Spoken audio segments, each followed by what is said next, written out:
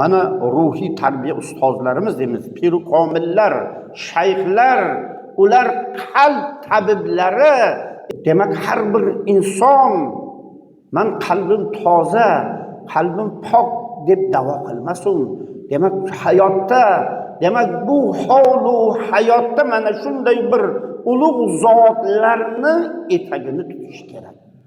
Bizni yurtlarimiz mana shu bilan ulug' bo'lgan. Hozirgi kecha kunduzda mana shu narsadan, tasavvufdan, tariqat mashoyixlarini, ularni etagini tutishdan ancha yiroqlashib qolganmiz. Ularni demak mana shunday yo'lni tutsak, keng ulug' bir amal bo'ladi. Kecha mana Turkiyaga 3 kun safar bo'ldik. Ulug' pir shayx Mahmud Asad Jo'shan haqlarida ulug' pirimiz asli Buxoroy sharifdan bo'lgan, dunyodan o'tgan ulug' zot tasavvuf yo'lida shunaqa bir ulug' ishlarni qilgan. U yerda katta sinfozum bo'ldi. Biz O'zbekistondan ham bordik, vakil bo'lib biz bir necha kishi bordik. Shunaqangi bir ulug' bir ko'tarinki ruhda o'tdiki, inson aqlidan tasavvur 20 ming odam jamlanib dunyodan kelgan. Dunyodan kelgan qarang ulug' zotlarni, yo Hazrat Bahodir Naqshbandni qarang. Shuncha yil, 600 yildan oshgan, 700 bo'lyapti, xalq kelib ziyorat qiladi. Demak, ular mana shu qalb tabibi bo'lgan. Hozir ham ular bor, lekin biz ko'r qalbimiz ularni ba'zida tonimaymiz, ularga ergashmaymiz, ularni etagini tutmaymiz.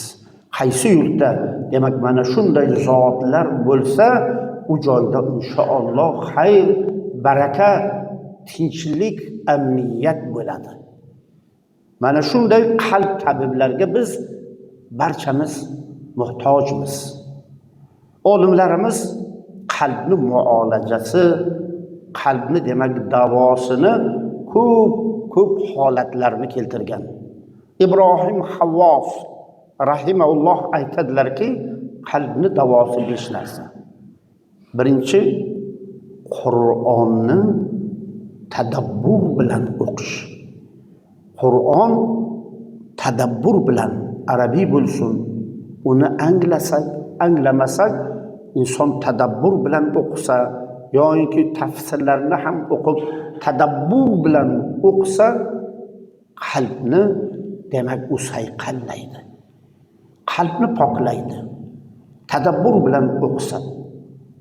Ikkinchi deydilar, muolaja, ochlik. Inson ro'za tutganda qanday bir ruhiy tetik bo'ladi. Ibodatga rag'bati ko'proq bo'ladi. Demak, ochlikni ham mana ro'zani hikmati. Ochlikni ham ulug' bir hikmati bor. Inson och qolganda bandaligini his qiladi. Birovga muhtojligini his qiladi.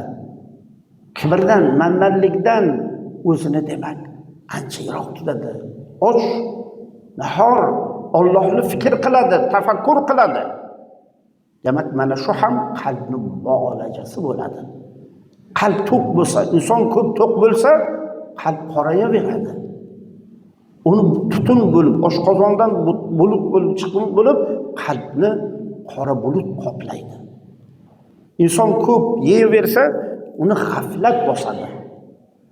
Dangasa bo'ladi, tambal bo'ladi. Bu narsalardan demak behikmat emas bu narsalar. Demak, ochlik ham qalbni davolaridan ekan. Uchinchi, qiyomul layl. Tahajjud namozlarini o'qimoqlik. Tahajjud namozi, kechasi turib eng ulug' ibodatlardan. Bu demak qalbi salim bo'lgan, Allohga muhabbati baland bo'lgan, iymoni mukammal bo'lgan kechasi turadi. Tahajjud namozini o'qiydi. U qalbni poklaydigan, qalbning davolaridan biri demak mana shu ekan. To'rtinchi, saharlarda istig'forni ko'paytirmoqlik. Sahar payti hamma sokin turdingiz, yakka, tanho Allohga duo qilyapsiz. Allohga munojot qilyapsiz, Allohga yolvorayapsiz. Demak, bu ulug' bir ne'mat, ulug' bir hikmat. Demak, Allohdan gunohlarini kechirishni so'rasa, bu qalbni davosi, istig'for. Alloh taolo hadisi qudsiyda aytadi.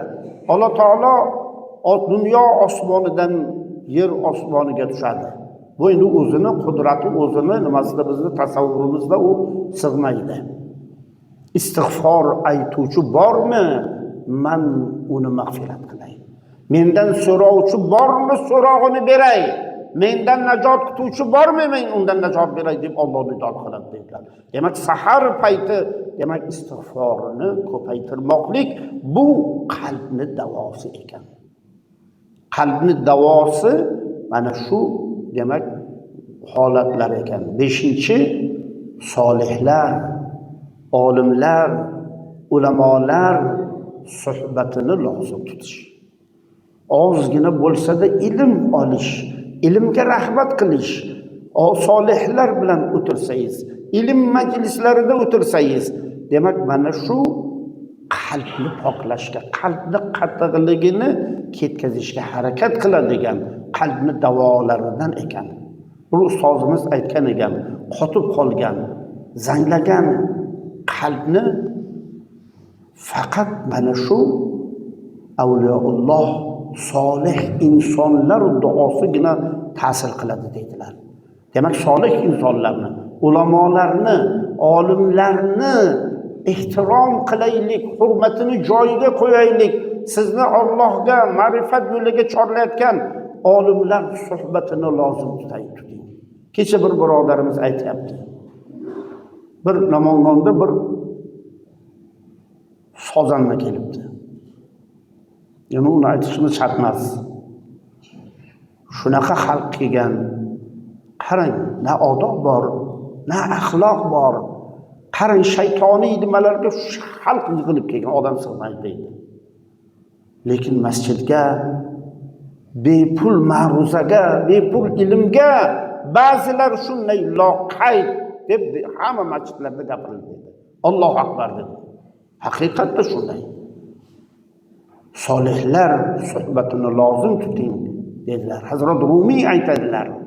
Nori xandon bog'ro xandon kunad, suhbati solihon tuya solihun kunad. Suhbati solih turo solih kunad, suhbati tolih turo tolih kunad dedilar Hazrat Rumiy. Solihlar suhbatini lozim tutingki, bog'ga kirsangiz daraxtlar gullagan, anorlar, nori xandon, anor demoqchi. Anor gullagan qanday chiroy, qanday go'zal ko'rkam. Suhbati solihon turo as-solihun kunat. Solihlar bilan o'tirsangiz, seni solihlardan qiladi. Yaxshilar bilan o'tiring. Yaxshilar bilan demak o'tirsangiz, suhbati solih turo solih kunat. Solih bilan o'tirsangiz, seni ham solihlardan bo'lishingga inshaalloh vasila bo'ladi. Mana shu narsalarda demak inson demak e'tiborli bo'lishi lozim bo'lar ekan.